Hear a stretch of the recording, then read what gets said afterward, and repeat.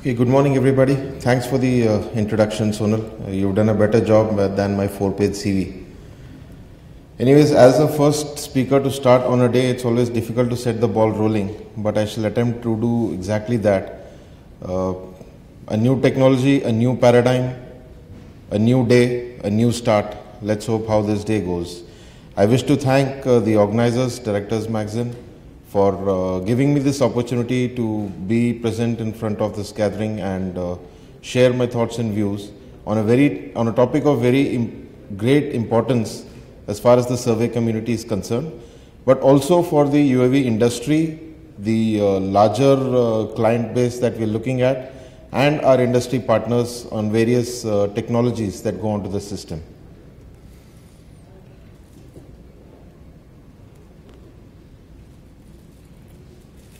Okay, I'll start by rattling out a few definitions of academic interest, going on to how UAVs are being classified, touch upon a few commercial applications, give an example of a typical aerial survey involving a UAV, how it can be best utilized.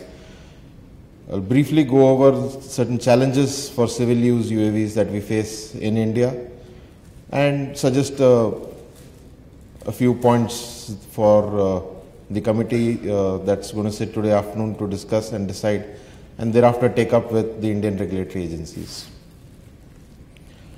A brief introduction about who we are and what we do. I am from the Tata Group at present, India's largest business group, business in 7 sectors, operating in over 80 countries, the works. Under the Tata Group, I fall under Tata Advanced Systems, which is the major holding and an operating company operating in the defense and aerospace domains. We have delivered 3 global aerospace programs over the last 3 years with joint ventures with industry majors like Lockheed Martin and Sikorsky, Excelis, across the domains of defense and aerospace. This is an area of key interest directly driven by Mr. Tata, Mr. Cyrus Mistry and the rest of the group, indigenous UAV development.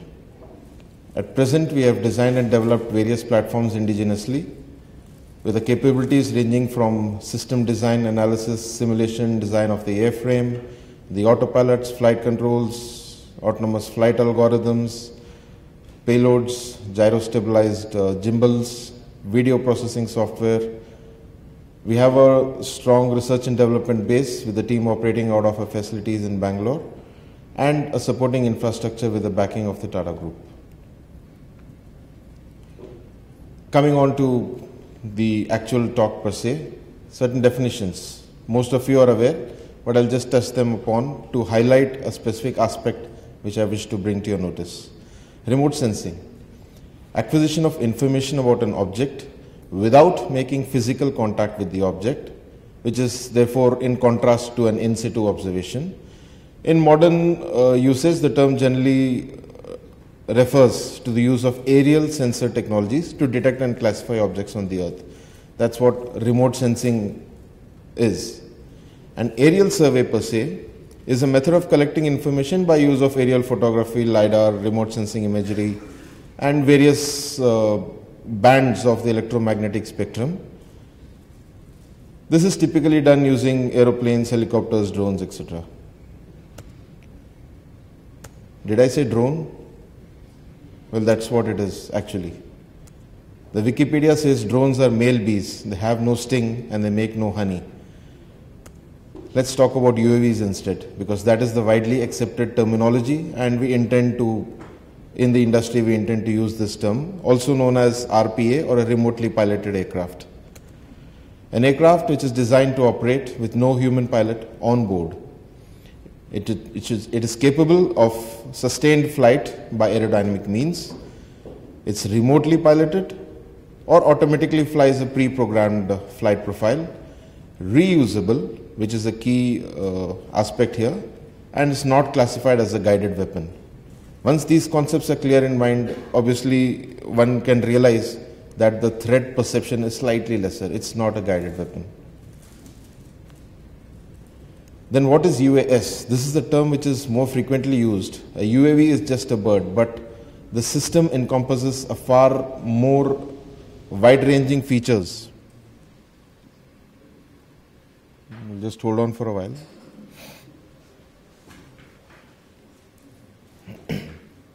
Oh, that's total blackout.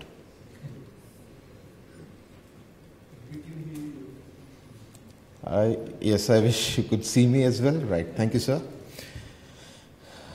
We're talking about unmanned aerial systems. A system is a collection of individual components. The components here being an unmanned aircraft, a ground control station, and other system elements necessary to enable flight, which would involve a communication link, payloads, launch and recovery elements, so on and so forth. So it's actually an entire system that we're talking of, as opposed to a single aircraft. There's always a pilot, though he is remote, and since I am a pilot, I need to highlight this definition for once. I hope it's visible. Okay, no wonder there are blank looks. Okay, a remote pilot, a person who manages the flight controls of a remotely piloted aircraft, as simple as that. You can never take a human out of the loop, at least to start with. We talk of varying levels of autonomy and autonomous flights. There is always a man in the loop. There are varying levels or degrees of autonomous flights. If one were to go deeper into it, we are at level 2 or level 3 maybe. And at the nth level, the 10th level, let's say, is when the system would become capable to think and act on its own without human intervention.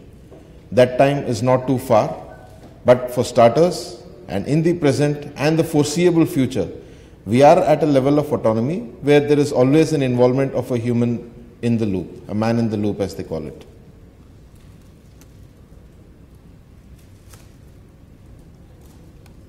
Still not visible?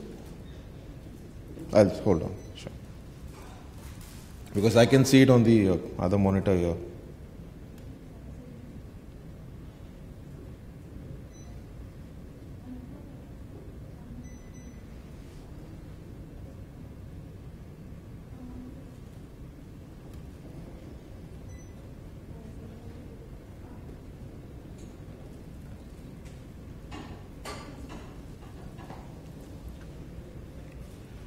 Right, just to recap what you may have missed, we're talking of systems, UAS components, there's an aircraft, ground control station, different kinds of payloads, and other systems for launch, recovery, data link, communication, etc. There is a general classification of UAVs that goes on so as to help people understand as to what different systems are out there and how you can put them into various buckets. I've attempted to classify these on two aspects. Based on the performance capabilities of a particular UAV and on the mission capabilities of what it can do or what roles it can perform. At a very basic level, UAVs are classified by size. We call them small UAV or a light UAV or just a UAV, depending on how much they weigh. The military equivalent of these terms are nano, micro, mini UAVs, tactical, a medium altitude long endurance or a MALE, and a high altitude long endurance UAVs or HALE UAVs.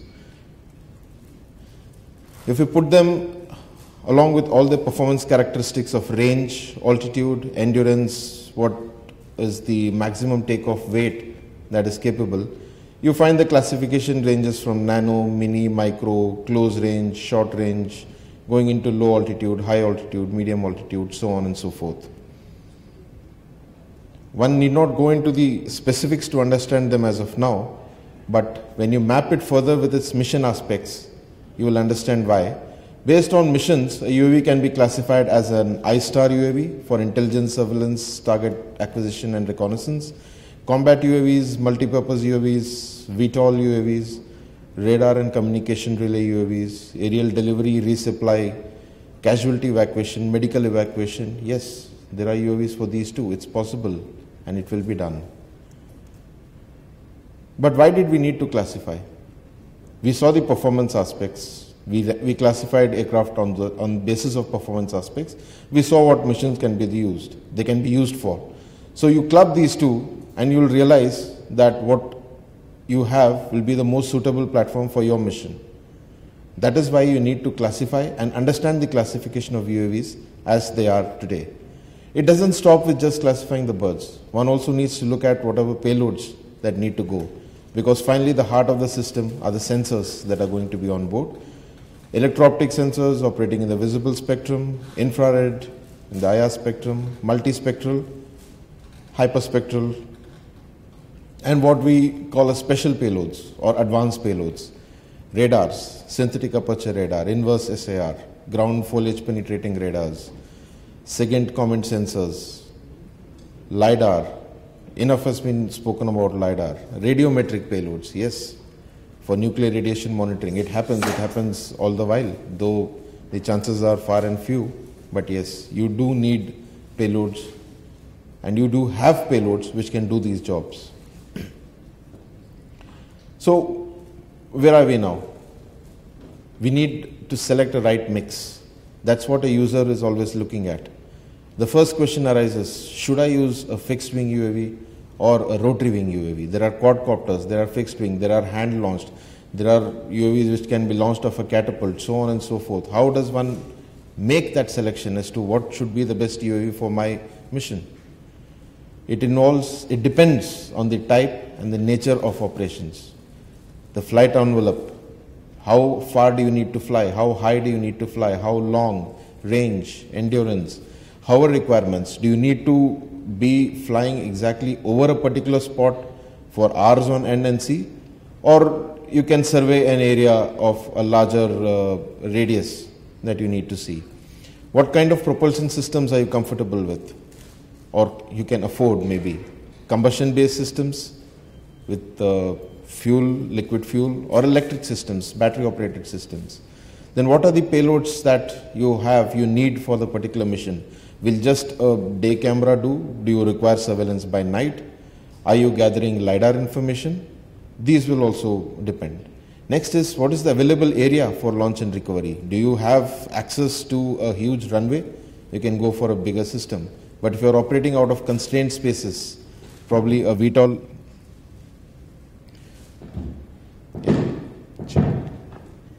Check.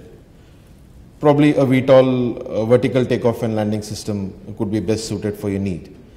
Then, where and how do you intend to operate them? Are you going to operate them at fixed locations? You'll probably set up an infrastructure there. But what if you need to move to random locations in the process of survey and mapping? So it needs to be a transportable system. And thereafter, the size and gross weight of the aircraft as a final consideration. Then there are financial aspects to it, the costs, dependability, maintenance, training. So all these things, when put down and discussed and thought of, the user will be able to put his finger on the right system, the right payload, and able to draw maximum benefit and advantages out of what the UAVs can provide. What do they provide? The potential of UAVs in aerial survey is vast. I've just listed a few which are the very basic level. Takeoff, fly and land completely under computer control. Precisely follow a flight path, enabling multiple UAVs to be used in close proximity. If you were wondering about one, here I'm talking of multiple UAVs. Yes, there's a concept called swarm. You have a huge wide area to be surveyed. You can have UAVs launched in a swarm on individual routes of their own and make sure they don't crash into each other, and they don't. These concepts have been demonstrated globally, and the time is not too far when you as users will be asking for these kind of concepts from us, the service providers. UAVs can fly low and slow. They can follow ground contours for high resolution geomagnetic surveys, use high bandwidth optic relays, data relay rates, 2.5 Gbps, so on and so forth. I can go on and on, but it's out there for us to see how best to use these systems, and we are aware of their potential. Where can they be used? Just listing a few and putting them into broad buckets: asset monitoring, oil and gas pipelines, power transmission lines, railway lines. Think of agriculture, Crop spraying is one which has been demonstrated and is currently happening in Japan. Crop management is an area which is of great use and vital importance. Also goes to speak about land management. You're talking of DEM, DTED data, digital elevation mapping, volumetric analysis, mapping of corridors. We heard the talk about the railways yesterday. Forestry, water, offshore platforms, wildlife census, sampling. These are potential areas where UAVs can be used commercially. You have your options, yes. It's not limited to UAVs. You have a fixed wing aircraft, you have helicopters at your disposal, and you have UAVs. Just attempted to put a brief mix and match to see how it looks like. Why should one make the choice of using a UAV? You get greater endurance to start with. Your data availability is near real time. Video can be streamed live to a ground control station, thereafter to your command post wherever you set up. You are watching live as the UAV is flying over your required target areas. Fuel, the moment you go into battery operated, you are much safer. Payloads, you can have mission specific payloads on board as per your requirement, and they can be plug and play kind of systems. The payload operators, you have them at your disposal sitting right next to you, rather than him flying in there and you trying to brief him before a mission or try to debrief him after the mission to understand what went wrong or what went right. And mission changes are possible in flight, mostly in all cases, but more so in UAVs because the user is right there and briefing the team as to what to do and how to do it. Let's look at the requirements of the power line surveys.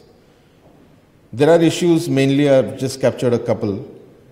Electrical issues relating to the insulation, isolators, corona discharges, and visual sag and sway of cables, vegetation clearance, structural integrity. Someone spoke of theft and infrastructure in infrastructure areas yesterday.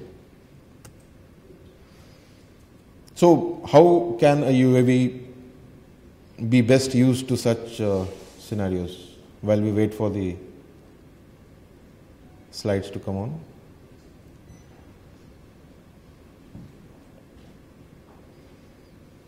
One thing a UAV also can't do is provide power supply at the earliest.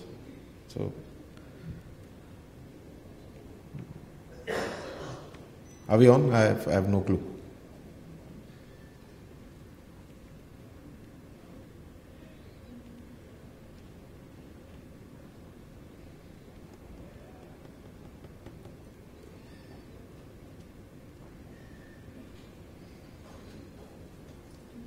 Yeah, sure.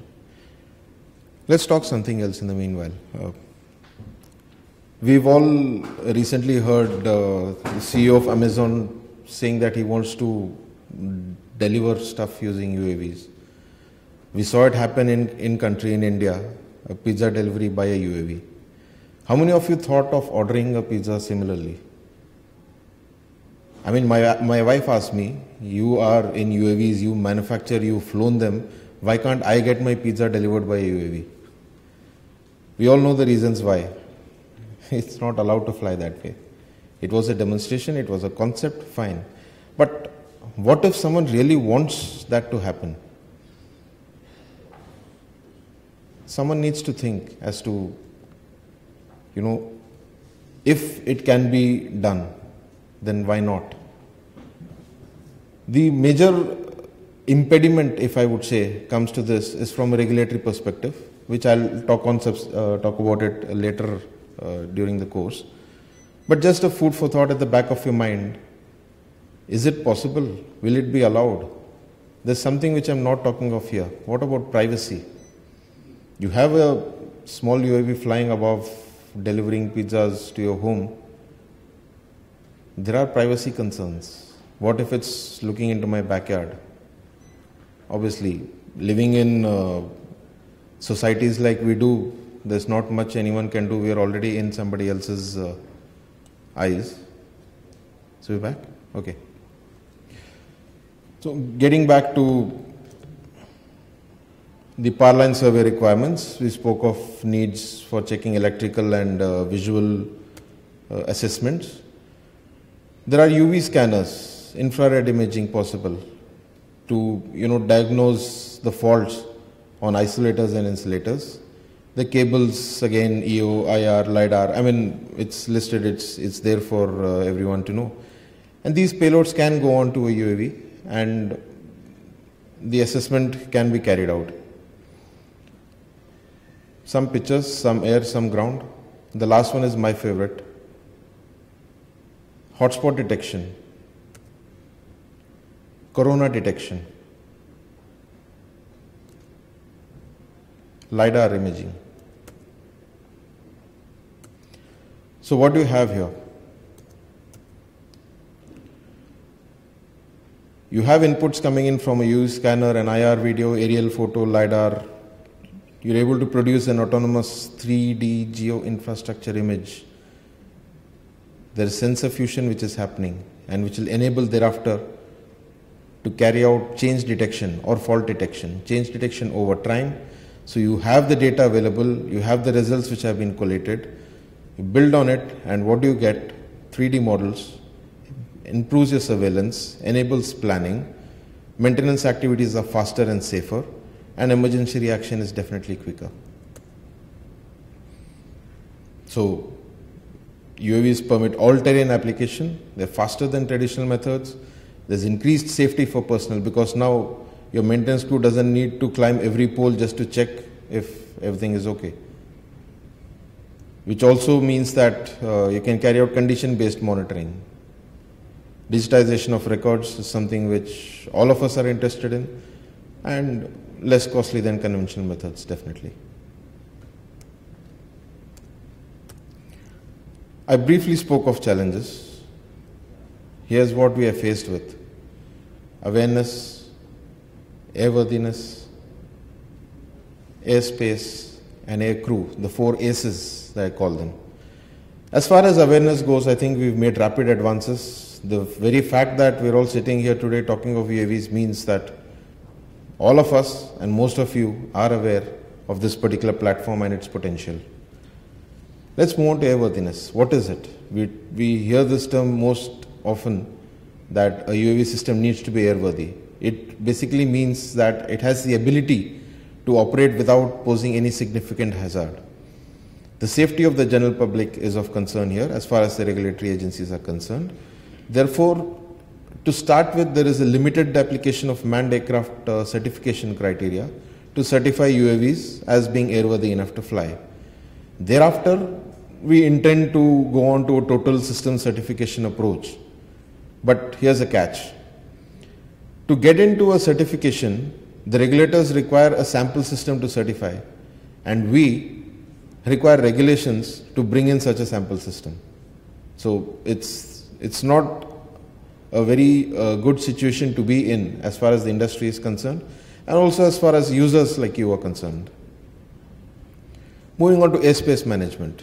All countries have rules of how aircraft must operate in their airspace. The guidelines have been laid down by the International Civil Aviation Organization and which are followed by all countries irrespective. And these rules apply to 2 kinds of airspace. The en route airspace, or the airways or the air routes, which you find on most of the in-flight magazines of all the major airlines. The terminal airspace around the airports, not much is known in the general domain about it. But these rules have been based on manned aircraft experience. Unmanned aircraft offer a totally different set of challenges. The challenges being that the UAVs as of today do not have an automatic right to airspace use, which is very unfortunate because we need to demonstrate an equivalent level of compliance with rules and regulations as applicable to manned aircraft for using general airspace. Fine, it can be done better, but the chance needs to be given. UAV operations should not increase the risk to existing manned aircraft. Understood, point taken. And provision of air traffic services must be transparent to the controller. The ATC controller sitting in the tower who is controlling different aircraft from different directions, he should also understand what a UAV is, where is its position, what is its intent, where is it going to land, who is it being controlled with. These are procedures which the airspace needs of us to follow. Let's talk of aircrew for a bit. There needs to be a validated criteria for a US pilot training. I mean, you can't have different pilots like vehicle drivers on the road. They need to follow a given laid down guideline, similar to what is happening on for the manned pilots. They need to be well versed in the rules of air. Thereafter, there are elements which are unique to US operations. Let's include them. Let's tailor the training criteria, probably emulate the training philosophy of the Air Force or the Army, which has worked well all these years. But it needs to be done urgently. The DGCA is the regulatory body in India for authorizing operators for usage of civil airspace in India. The civil airspace. The military airspace obviously falls under the MOD. No rules in vogue for unmanned aircraft operations. Talk of regulations, I tried hard, it's hard to find, there is none. The FAA, the Federal Aviation Administration in the US, the European Civil Aviation Establishment, they have taken the lead. They are in the forefront, framing US regulations on a global level. But sadly, the participation from India is nada. The interim regulations are already in place in countries like US, UK, Canada, Malaysia, closer home, UAE. This is what the Malaysian UAV regulation looks like. On the top right corner, you find 04-2008. We are in 2014, nowhere close to a similar document. Basically, if I were to give an extract, what does it say? It says UAVs more than 20 kgs need an airworthiness certification from the Department of Civil Aviation. Registration requirements are same as for a powered aircraft. UAV operators should operate within existing arrangements. Routine UAV operations in a reserved airspace so that you don't interfere with manned aircraft flying. To integrate with other airspace users, UAVs need to show an equivalent level of compliance as we go forward. This is what Malaysia says. We in the field, we in the industry, we feel it's doable. It can be done. We can operate within existing arrangements. We can operate in reserved airspaces. Survey requirements don't often happen right in the heart of a city. You are in an area which is highly inaccessible, away from most of the routes. You need to fly low. There is not too much risk to other airspace users. So why can't UAVs be allowed to fly? A suggested way forward for the Indian regulatory agencies. Let's have a proactive approach to UAV operations. The government has done a good start, released a negative list of equipment which need compulsory licensing from an industry licensing perspective. UAVs is on the list. And the moment you say negative list, there is a negative connotation. However, we see it positively. It will ensure that the bona fides of a manufacturer are established. The government is in control. The government is monitoring who produces what and sells to who. So the moment it is done, your safety perspective of a UAV falling into miscreants or anti-national elements should probably be put aside, because now the government is in the know of who is producing what and selling to whom. That's a good first step, and it needs to be seen in that light. For those who are already there and present, we need regulations to be drafted urgently. To start with, at least adopt some interim regulations based on all the countries who already have done the hard work for us. Permit users, the end users, to exploit the benefits of UAVs, case-to-case basis. Let's you and us talk to the regulatory agency and say that we need to use UAV for this purpose. This is how we'll do it. This is how we'll follow the regulations. Allow us to do it. The government needs to hear that. Security and airspace requirements similarly can be worked out on a case-to-case basis. The moment you break down a huge problem into smaller problems, you find that it's easier to handle. Let's have some pilot projects to gain confidence, draft out or iron out these draft regulations. My friends from the industry are sitting right here from Carrot, High-Tech Robotics, IdeaForge, We are ready to do pilot projects. We're ready to take on. Please give us one each and let's do this.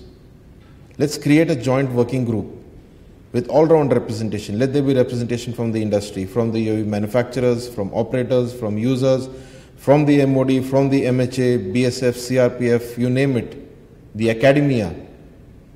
Let there be a joint working group to study, harness the benefits and the potential of this particular platform. I leave or I close my talk with just a reminder of the better things that a UAV can do. Persistent presence in the areas of interest, carry out dull, dangerous and dirty missions, reliable, accurate, enables you to gather data from remote and dangerous locations. You can have mission-specific payloads operable by night as well, lower operating costs and lower consequence of loss or crash. I am running short of time, so if you do have any questions, we can always interact during the networking break. Thank you so much for your kind hearing.